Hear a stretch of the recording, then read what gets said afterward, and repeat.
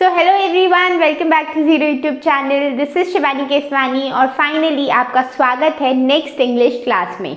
आज हम पढ़ने वाले हैं वोकैबुलरी और मोस्ट इम्पॉर्टेंट वर्ड्स हम पढ़ेंगे जो आपके एग्जाम में एक्सपेक्टेड रहते हैं। यूजुअली एग्जाम में द हिंदू से ही वर्ड्स आते हैं। जैसे आप देखते हैं आपका आरसी आता है, उसमें कुछ वर्ड्स वो लोग निकाल के देते हैं और वो पूछते हैं कि उसका सिनोनिम क्या है या इंटोनिम क्या है, या फिर कोई फ्रेज दे देंगे उसका मतलब पूछ लेंगे। तो वही सारे वर्ड्स हम आज पढ़ने वाले हैं। 20 वर्ड्स हैं आज की लिस्ट में, 20 वर्ड्स करेंगे जल्दी जल्दी। उनका मैं मतलब भी बताऊंगी, सिनोनिम्स भी बताऊंगी। तो let's get started without any further delay.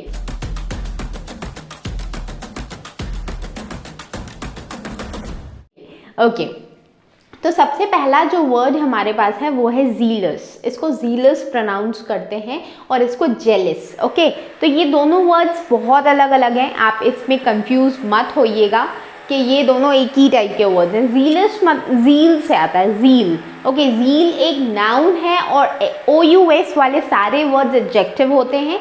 कोई मुझसे पूछ रहा था कि आप कैसे पहचान लेते हो कि ये पर्टिकुलर वर्ड नाउन है या एडजेक्टिव है। तो OUS वाले सारे वर्ड्स एडजेक्टिव होते हैं, MENT वाले वर्ड या TION वाले वर्ड नाउन होते हैं। इस तरीके से पहचान होती है। तो जीलस आता है वर्ड जील से। जील मतलब एक्साइटमेंट, तो जीलस मीन्स बहुत एक्साइटेड पर्सन के लिए यूज कर सकते हैं। जैसे he is very jealous person, तो वो बहुत ही जीलस है, बहुत ही ज़्यादा एक्साइटेड है, एडवेंचरस है, बहुत ज़्यादा उसमें एक्साइटमेंट भरा हुआ है। नेक्स्ट आते हैं जेलस पे। तो जेलस एक ऐसा वर्ड है जो किसी से जलन, किसी से जलन और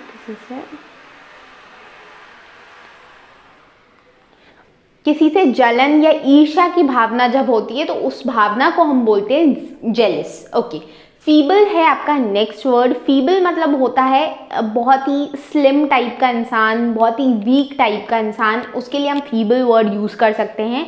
इसका एंटोनिम स्ट्रांग हो जाएगा और सिनोनिम हो जाएगा वीक। ओके, नेक्स्ट है आपका हॉस्टाइल। हॉस्टाइल और हॉस्पिटेबल बहुत लाइक सेम लगते हैं वर्ड्स, बट बहुत अलग हैं। हॉस्टाइल मतलब एकदम अनफ्रेंडली होना और किसी से बिल्कुल ऐसी गंदी वाली फीलिंग रखना, किसी से हम नाराज़ हैं, वो हॉस्टाइल फीलिंग हो जाती है।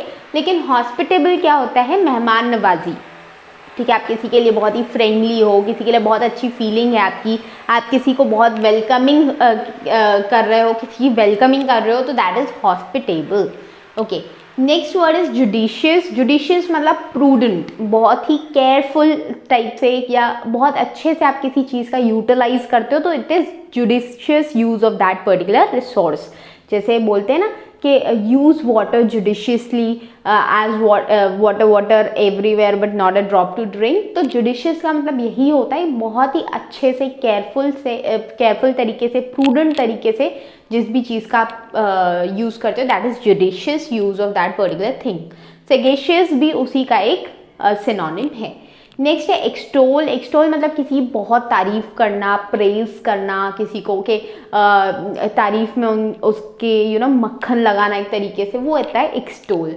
एक्सटोल का एक और ये सिनोनिम है पेनिगराइज। ओके, पेनिगराइज एक वर्ड है, इसका वो प्रोनाउंसिएशन में सही कर रही हूँ नहीं, I have to see this, but ये एक इसका सिनोनिम है। नेक्स्ट वर्ड है फेरोशियस। फेरोशियस मतलब बहुत ही वायलेंट जैसे लायन हो गया, तो इट इज़ वेरी वायलेंट। ठीक है, बहुत ही ज़्यादा मार काट जैसी फीलिंग जो होती है उसको बोलते हैं फेरोशियस। ठीक है, नेक्स्ट है आपका इंक्लाइंड। किसी की भी तरफ आपका झुकाव होता है उसको इंक्लाइंड बोलते हैं। आप किसी को पसंद करते हो, जैसे इंक्लिनेशन बोलते हैं, एंगल इंक्लाइंड है, तो एंगल इस तरीके से झुका हुआ है उस तरफ, तो दैट इज इंक्लाइंड। ठीक है, किसी को भी आप पसंद करते हो, प्यार करते हो, तो you are inclined to that person. ठीक है, आपका उसकी तरफ झुकाव है। Next word is scepticism. Scepticism मतलब आपके अंदर कोई संदेह वाली फीलिंग है, आप किसी के ऊपर शक कर रहे हो, डाउट कर रहे हो, that is scepticism. Next is ramification. तो रेमिफिकेशन मतलब किसी भी चीज़ के जो अनफेवरेबल रिजल्ट आता है किसी पर्टिकुलर इवेंट का, जैसे आपका कोई एग्ज़ाम क्लियर नहीं हुआ, तो that is the ramification, okay, क्योंकि वो अनफेवरेबल रिजल्ट है, ठीक है, तो उसके लिए आप रेमिफिकेशन यूज़ कर सकते हो। नेक्स्ट है अनइक्विवोकली। अनइक्विवोकली मतलब बिना किसी कन्फ्यूजन, एकदम क्लियर चीज़ें हैं, ठीक है, एकदम क्लियर, जो क्लैरिटी वाली चीज़ होती है उसके लिए अनइक्विवोकली यूज़ करते हैं। और उसका जस्ट ऑपोजिट एंटोनिम यूज़ होता है वेगनेस, मतलब कोई भी चीज़ जिसमें आप कंफ्यूजन भरा हुआ है, जो क्लियर नहीं है, मतलब चीज़ें आपको समझ में नहीं आ रही, कंफ्यूजिंग है, दैट इज़ वेगनेस। डिफ़र करना मतलब डेफर करना मतलब पोस्टपोन करना, किसी चीज़ को स्थगित करना।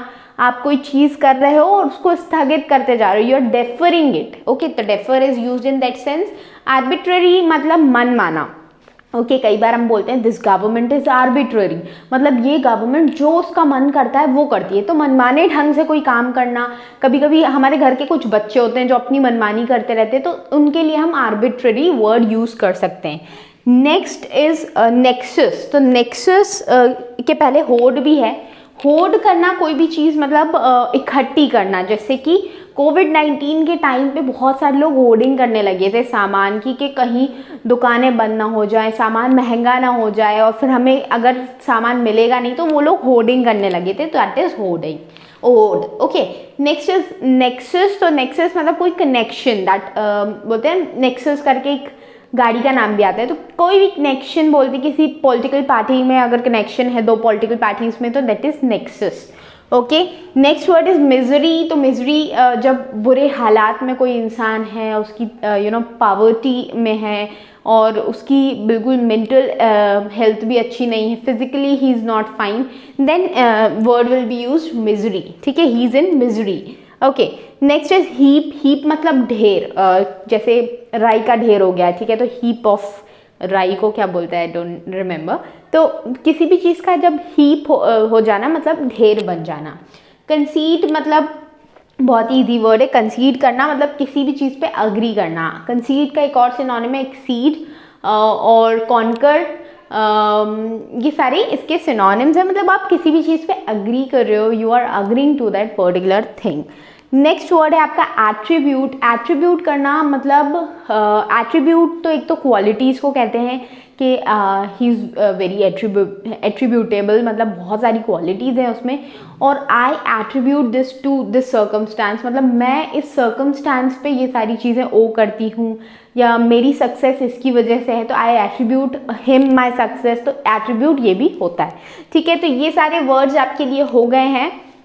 आप जल्दी से कमेंट सेक्शन में बता दो कि और वर्ड सीखना चाहते हो, तो मैं थोड़े से और वर्ड्स आपके लिए ले आती हूँ, वरना यहीं पे सेशन कंप्लीट कर देते हैं।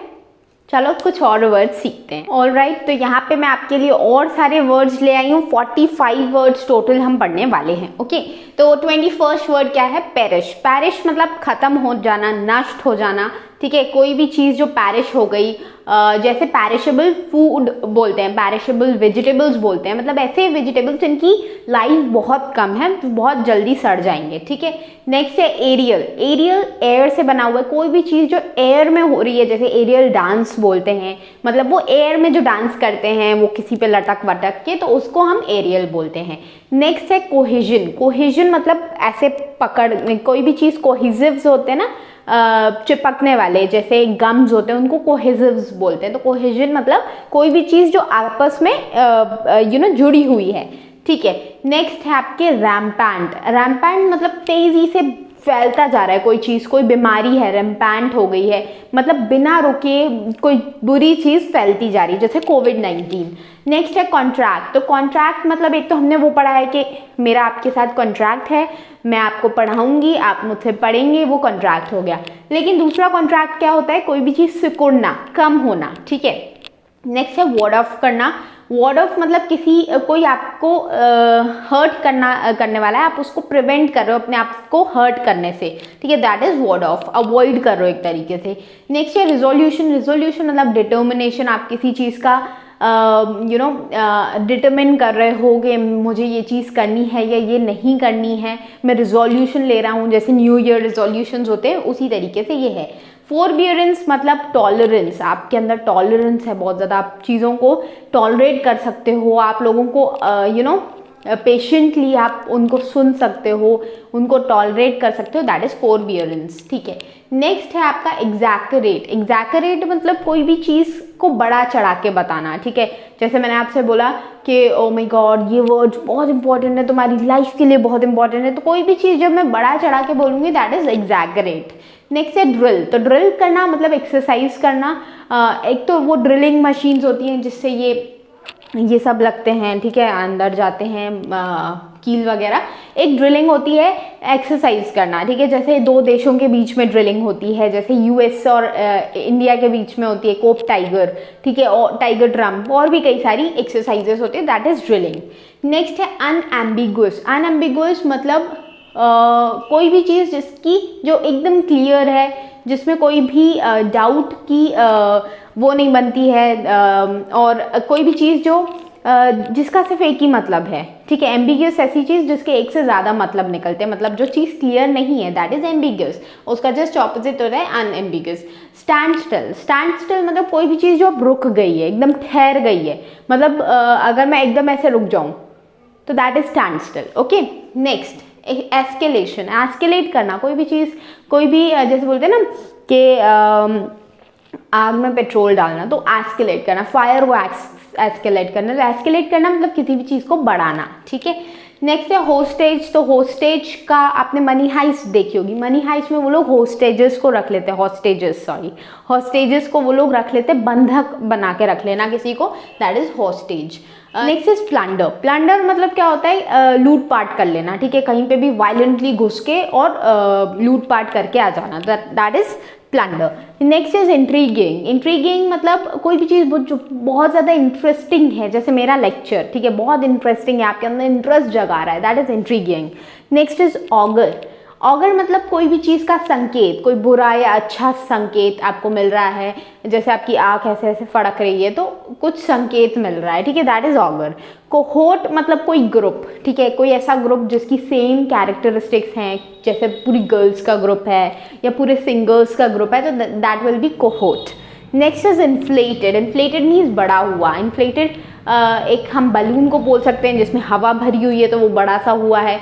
और इन्फ्लेशन निकल के आता है। इन्फ्लेशन मतलब महंगाई की जब दरें बढ़ती जाती हैं, जैसे जैसे चीज़ें महंगी होती जाती है, तो that is also inflated. Desertion. Desertion मतलब किसी को भी छोड़ देना, त्याग कर देना, दैट इज डिजर्शन। आपने कोई ऑर्गेनाइजेशन छोड़ दिया या किसी इंसान को छोड़ दिया तो दैट इज डिजर्ट कर देना, डिजर्शन। ओके, डटर करना मतलब किसी को गलत काम करने से डराना, मतलब वो गलत काम ना करे।